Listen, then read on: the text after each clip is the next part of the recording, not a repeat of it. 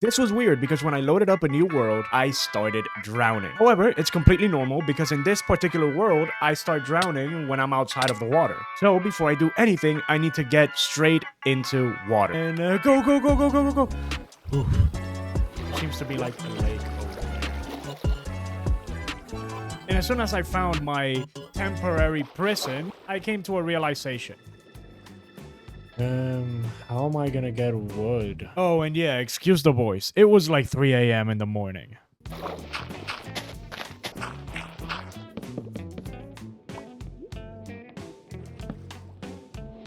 It's been a while since I've started like a Let's Player. Since I made a wooden pickaxe and it not have to be like a speedrunner or anything of the sort.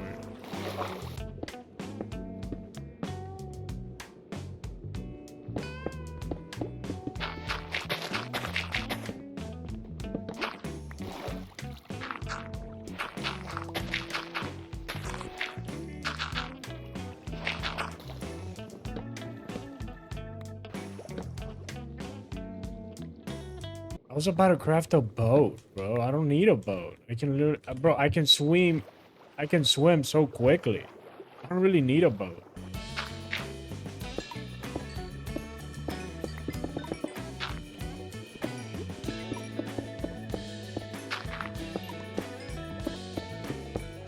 Whew, that was a terrible cave.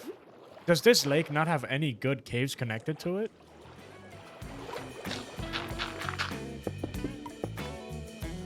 Are you kidding me? Yo, being a mermaid might actually be pretty goated in this game. Diamonds on the first day?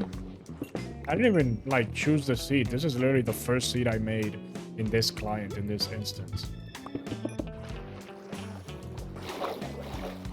I guess I'll set up shop here, but I have to secure food.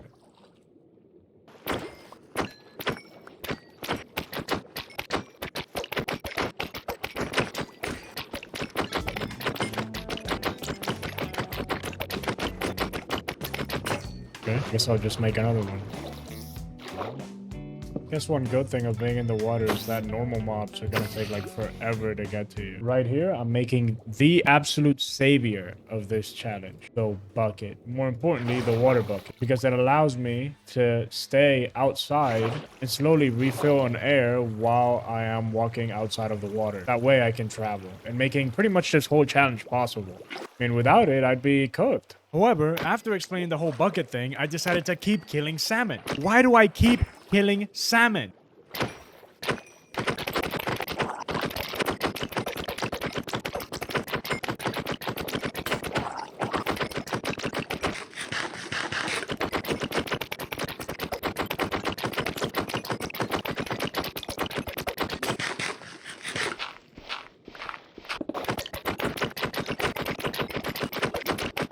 Do you think this is enough raw salmon? Yes.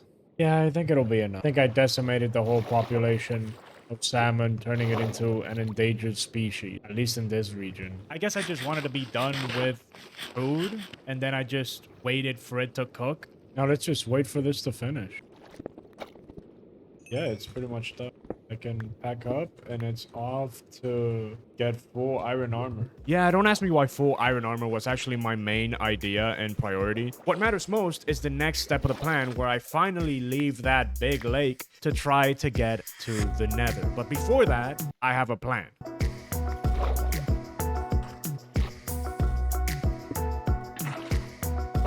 What a weird lava pool.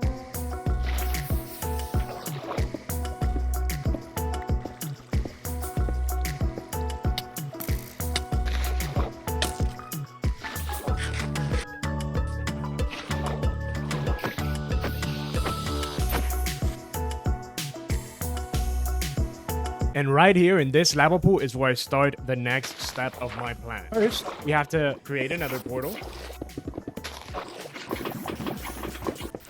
And go look for iron.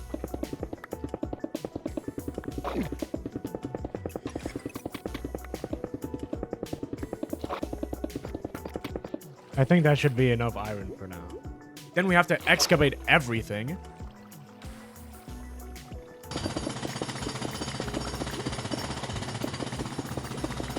While the iron cooks, let me explain the next step of my plan. In theory, we are not able to exist for very long in the nether. Since, well, I will start drowning. And since you cannot really place any valid water in the nether, and the water that you can place theoretically does not count as being underwater, I am still drowning. I hit a very big roadblock. And I could enter some snapshots or different versions to try glitches, but I don't really want to do that. That feels kind of cheap. And also, however, there is still one item that does allow me to breathe in air, and that is the water breathing potion. Since the water breathing potion in Bedrock Edition will stop any and all types of suffocation, including drowning, in Java Edition, it will only cover drowning, which is exactly what I need. However, to craft water breathing potions, you need nether void, which, well, the only way that you can get it is in a nether fortress, which leads me to try to find it elsewhere. And the only other place where you can find a water breathing potion without having to craft it is on a buried treasure chest. So that is the plan. Find shipwrecks, get buried treasure chest, and heck? I've never seen that before. It was exposed by grass, by seagrass. Oh yeah, there is a potion. What am I saying? We hit another roadblock. The problem is that I still can't really exist for very long, even with the extra 3 minutes that I have using water breathing potions.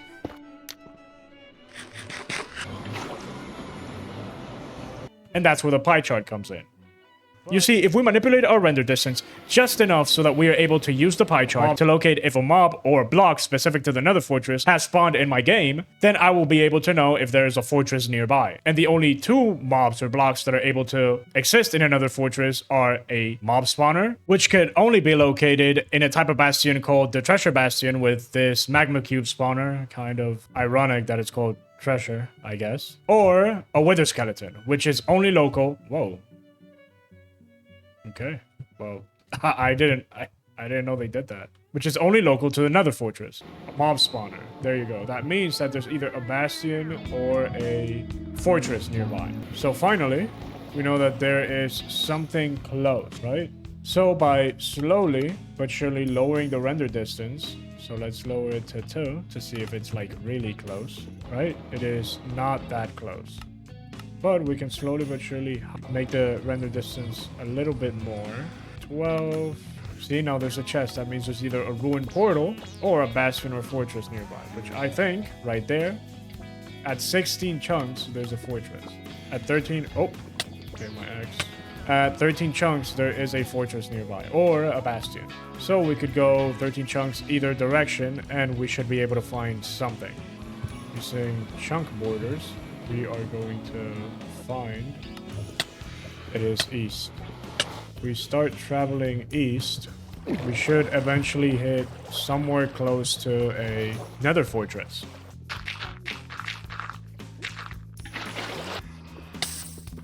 Oh look, a garden temple. I mean, I definitely don't want to get close to it.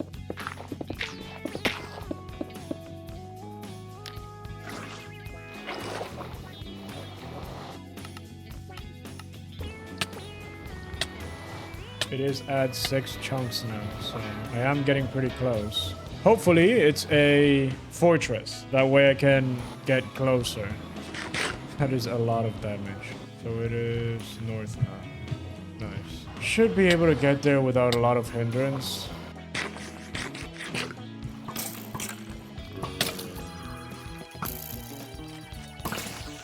I think this should be around enough distance traveled. Here you go. Uh-oh.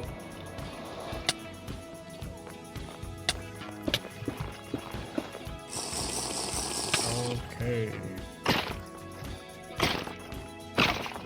Oh, wait. It dropped a head! I truly am the... Definitely am the wither guy. Anyways. There you go.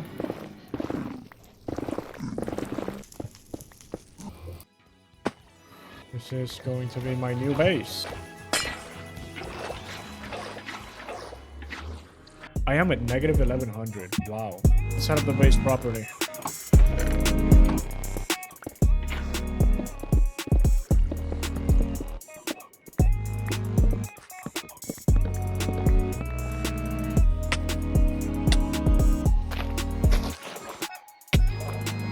Oh, whoa. Yeah, that was almost very bad. That was almost very bad.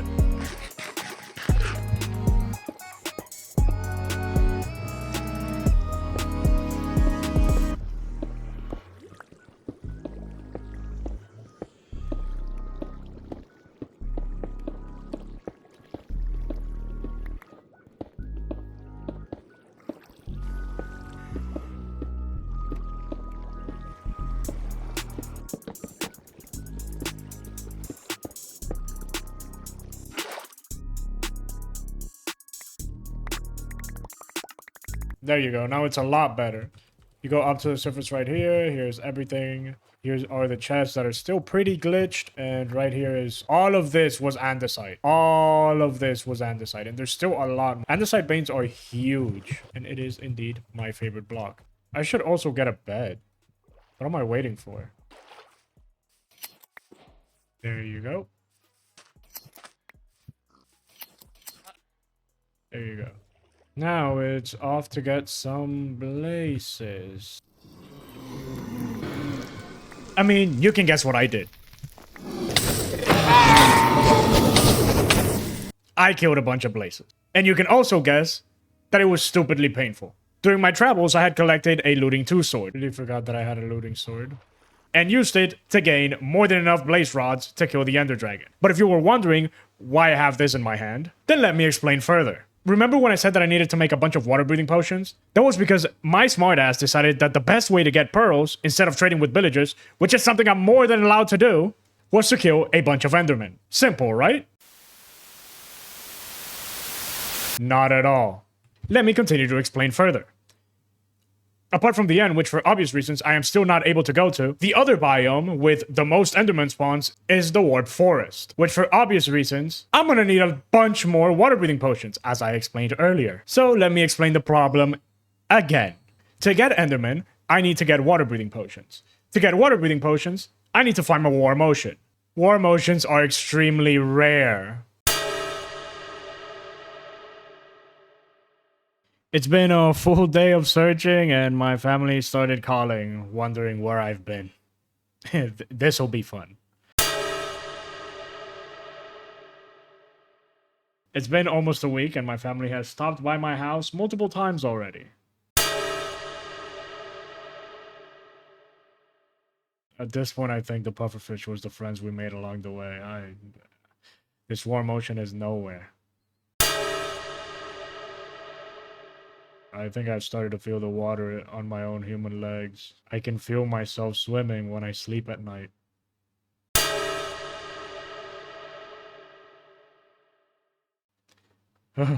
Nice. I can text my parents now. So that's right. After experiencing that the sunk cost fallacy is indeed very much so real, I got the last ingredient to make water breathing potions, which is the pufferfish. Yeah, that was a bad choice to go through the nether portal. So from then on, I made some space to... Perfect.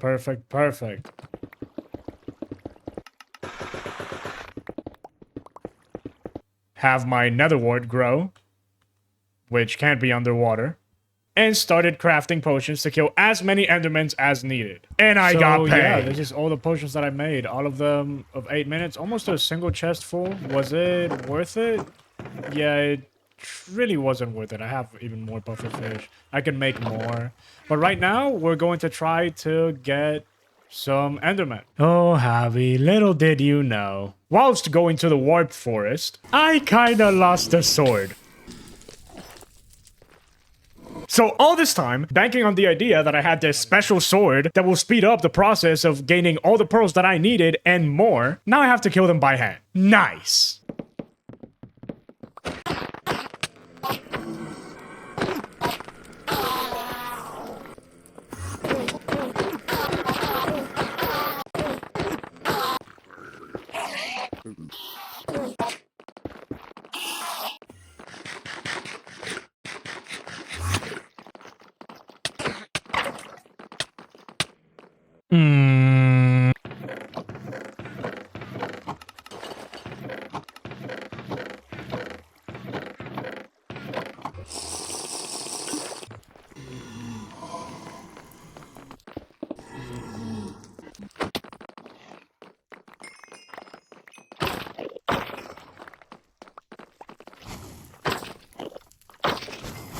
right, so I have enough ender pearls. That's good. That took way too much time, so now and I died multiple times, so now I'm gonna refill this whole, and while I make more potions, we are going to head to the end. That's right, it's dragon time, and before smartly placing all my valuables, aka water breathing potions and its ingredients, on an ender chest, I headed to the stronghold.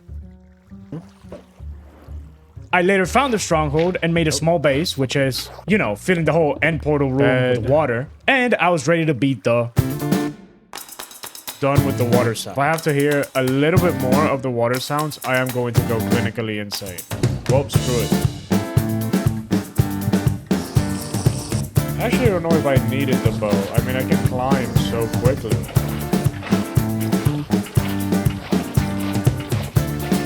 Okay, that was instant. What?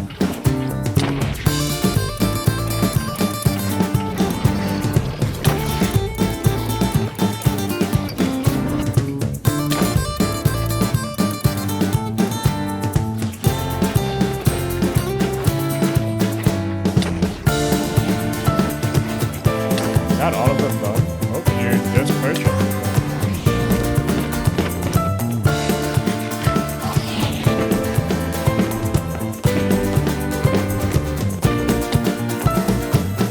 Whoa.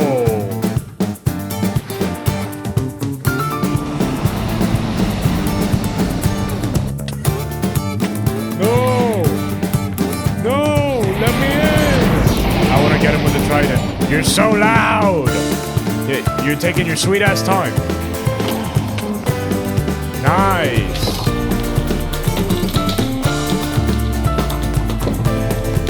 It is a lot more painful.